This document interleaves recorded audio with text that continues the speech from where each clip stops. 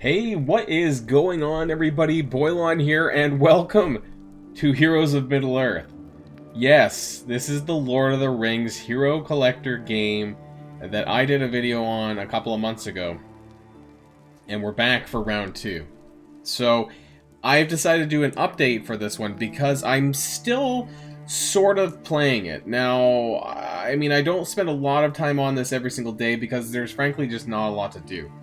But I want to talk about what there is to do, what I kind of have been doing, and my thoughts on it. I don't know, maybe 2 months on? I honestly don't remember how long it's been now. So, let's get started. Now, as far as people who might be watching this from Marvel Strike Force, or who have experience with Star Wars Galaxy Heroes, or frankly might be just new to the hero collector genre, this one is very Lord of the Rings based. Now, you can see that I am Commander... I want to say, because that's Marvel Strike Force. I'm account level 47. I don't know what the cap is, actually. I don't know if it's 60. I think it might be 60, but I'm not 100% sure on that. Now, I kind of want to share with you some of the characters that are in the game right now. There is a total of 50 characters, and I have 29 of those unlocked. Some of them are very, very difficult to unlock, or you have to buy, which you can't actually do. And just to be clear, this game is on, I don't know what you would call it, like early beta. It's not even it's not even a beta, really. It's like a beta soft launch in the Philippines. So how I have my account is because I have an APK for it, and that's through BlueStacks that allows me to basically make an account in a different region. And this is very similar to what people did for Marvel Future Revolution and things like that. And so I've decided to do that here. Now, this is very familiar for people who are used to games with light side and dark side, or good and evil cut type of characters. You have the same sort of thing going on here in Lord of the Rings. And so my good guy team kind of basically is Aragorn, Frodo, this guy named Halbarad, he's a ranger character, Eowyn, and Elro here, who is Elrond's son, I believe. And my my bad guy team is actually a Mordor orc team with this troll here, Ologhai Ironhide, and they've kind of improved upon the loading times a little bit, even though it does still take quite a while to load. I want to share with you guys the character models a little bit. Mordor Engineer, Mordor Slasher, there's a lot of minions in this, Mordor Taskmaster, and I'm finally, as a 5th character, I use, I believe it is the Great Goblin. I also use a character called Goblin Chef, who is a decent healer for the campaigns. So you basically have 2 different sides. You have the good and the bad guy teams, and you have different campaign missions. Now, what's interesting is that Aragorn is if you're coming from Marvel Strike Force, Aragorn is like the Incredible Hulk. You get him, or sorry, like Wolverine. You get him in daily objectives. So every day, if you clear all your daily objectives, you get 10 shards for Aragorn. And he's actually one of the best characters in the game. So this is a bit of a weird one, because despite being a very easily accessible character, you can see that I'm like halfway to 6-star, that he's actually one of my best characters in the game. Now, the character who is like the Incredible Hulk is actually Frodo, so he's your achievement character. So you do different achievements and you get shards for Frodo. I haven't been able to clear as many of these, and so that's why I only have him at 3-star. But there he is. He's actually not a terrible character. He's part of the Hobbit team, but more broadly, the Hobbit team is severely bugged right now. There is a lot of bugs in the game right now. Some characters just don't act. Like I'll show you probably in Arena. I might be able to trigger it, actually. Is that sometimes the characters just don't do anything. As far as other characters in the game, there's a lot of minions, like I mentioned. There's some Nazgul. You do have some rarer characters. I don't know the Lord of the Rings lore hugely inside note, especially about the Hobbit kind of era. Some of these characters I think are from that. You do have the Dunlendings, like some other factions that I'm not super familiar with. Haradrim, the Gondor faction. You have just the basic goblins. You have the hobbits, like I said. Uruk-hai, Isengard, Bolg, I believe he's from the Hobbit. Some of the dwarves from the Hobbit, Fili and Kili are in here. You have some Rohanians. You have more Nazgul. Eothane, I believe, is a Rohanian. And just some other random crap. You have Elrond. He is basically a legendary, but you have to pay for him. He's not available any other way.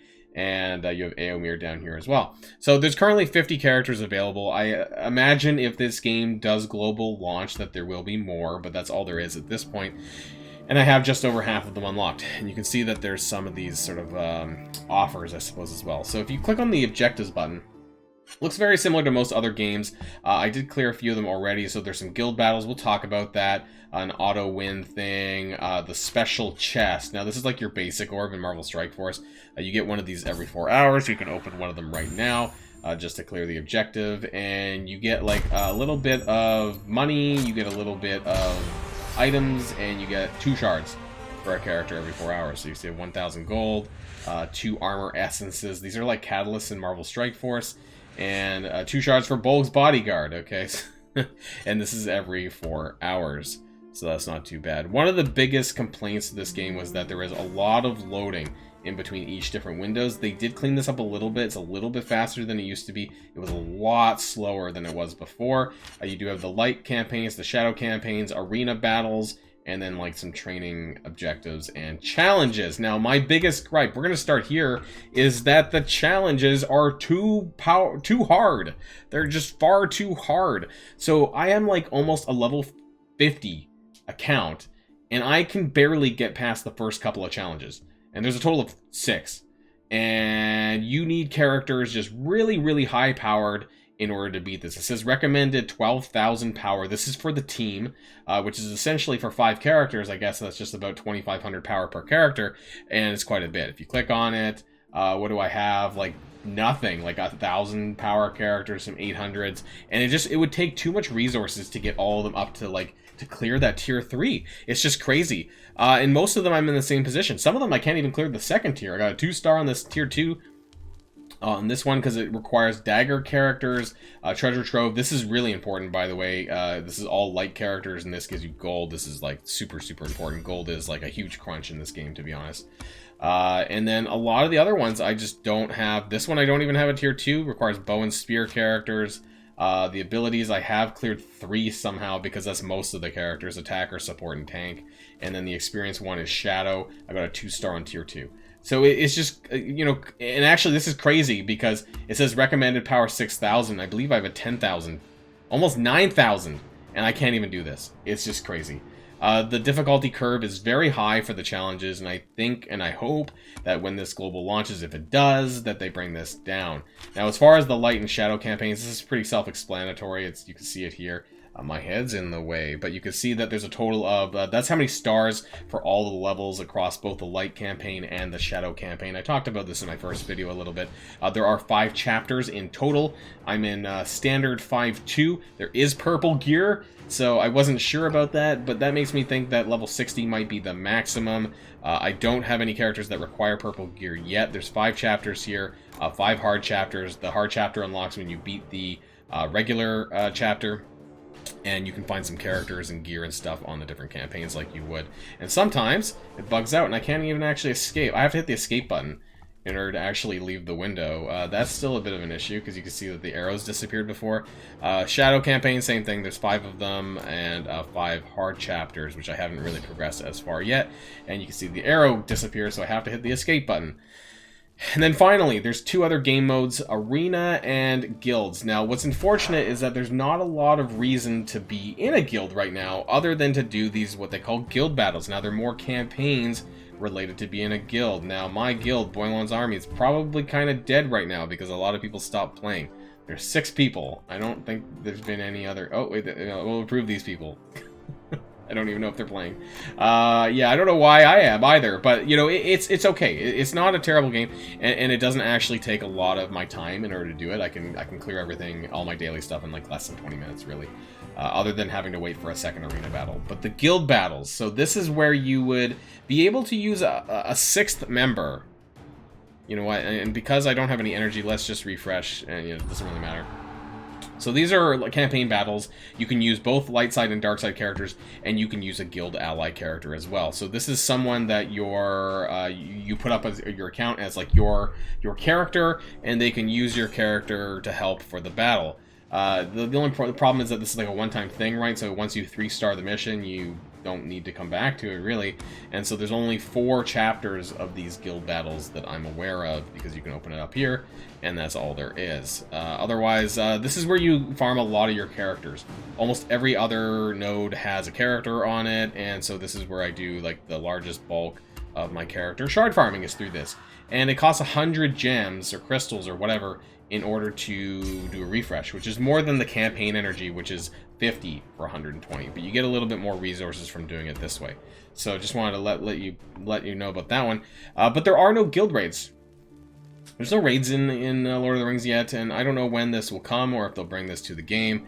But it's a little bit disappointing. So realistically, all there is, you know, to keep up with, I guess, is arenas, your arena battle. And actually, my payout comes at 9 p.m. Pacific time. And so I have one of those, and here, let's claim some of my arena rewards. Sometimes I don't even remember to do it, and yet it's still like, you know, a couple of days worth of arena rewards are stacking up. And if they do use your guild character for those guild battles, you do get 2 guild points, which is actually pretty neat, although it's not really worth a lot. So let's do an arena battle, because I want to talk about some of the bugs and crashes, which is quite frequent. And that's kind of the most unfortunate thing about how it is so far, is that there's a lot of bugs and a lot of crashing.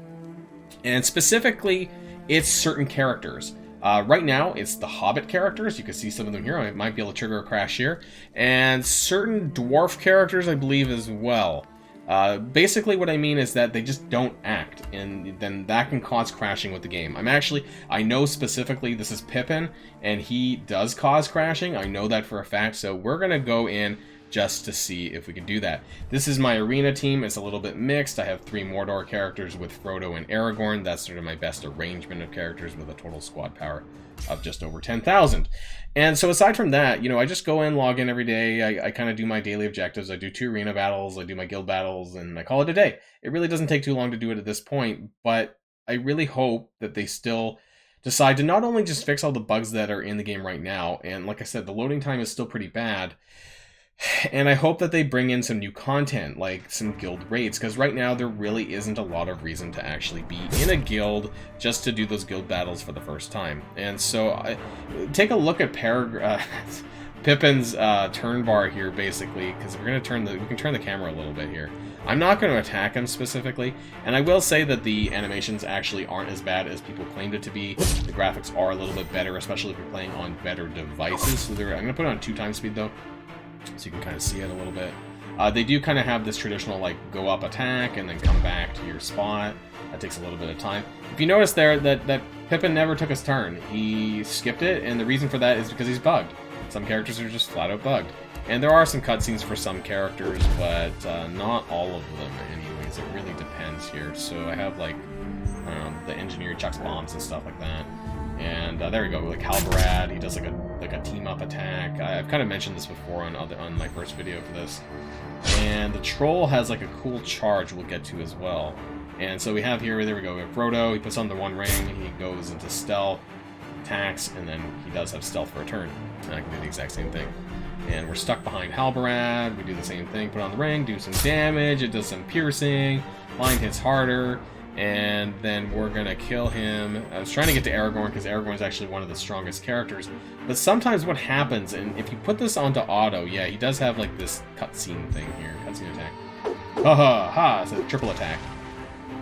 There you go. Yeah. So if I put this on auto now, there's a chance that this could bug out because basically Pippin is taking so many turns now, and I'm trying not to kill him and see if it triggers it. Oh, we just did it! We just triggered it! Okay, so for some reason, it's a combination of having Pippin and Frodo here on the field, basically Pippin not taking his turn, and I think the game eventually just bugs out and freezes as a result. Sometimes, if you switch it off, you... Oh, yeah, there we go. Did you see that? Okay, maybe I can kill... If you kill Pippin really quick, then it stops the bug, because he's the one triggering it. So, I don't know if you noticed there, but Frodo hit his own teammate, and that's a real weird bug too. Only when Pippin or other hobbits are on the team. So I actually managed to get this arena win without having to crash my game, which is great. Only moved up 1 rank, but it is what it is. I'm not... If for any of you guys who have played similar arena based games, you know, there's not much to explain there. You know, there's a payout system that happens once a day, and you're getting a lot of your premium currency, which comes from this as well, similar to Marvel Strike Force that has Power Cores and Star Wars Galaxy Heroes that has whatever they have, right? I forget what it is, because I haven't played it in such a long time. So what are my overall thoughts about this game? It's actually, surprisingly, based on what I said, it is a game that I would play if it goes to global launch, if they fix a lot of their issues, if they add some more game modes to make it more engaging. As it says right now, it's pretty lackluster just because there's not a lot of things to do. A lot of the bugs kind of get in the way, and that kind of puts a damper on your mood when you're playing if you have to crash your game a couple of times a day just to play. And that's a bit of an issue. But I do like the Lord of the Rings IP, and so I'm on the fence about this right now because I wanted to do better, and I want there to be more, but currently there is not. So I don't know how long this is going to be. I don't know how long we're going to have to wait to see, you know, some more compelling evidence about the game, how long it's going to take for it to come to global launch, for them to fix all their stuff, hopefully, before they do that, etc., etc. So this is something I'm going to be keeping an eye on, and I'll maybe do an update every now and then, probably unless there's something compelling to talk about. But I just wanted to let you guys know that I am still going through with this, and I am still playing it on occasion, casually, of course. There really is no hardcore in this at this stage anyways. And yeah, I'll be keeping you guys apprised if there's anything to know about Lord of the Rings if you're interested in the game.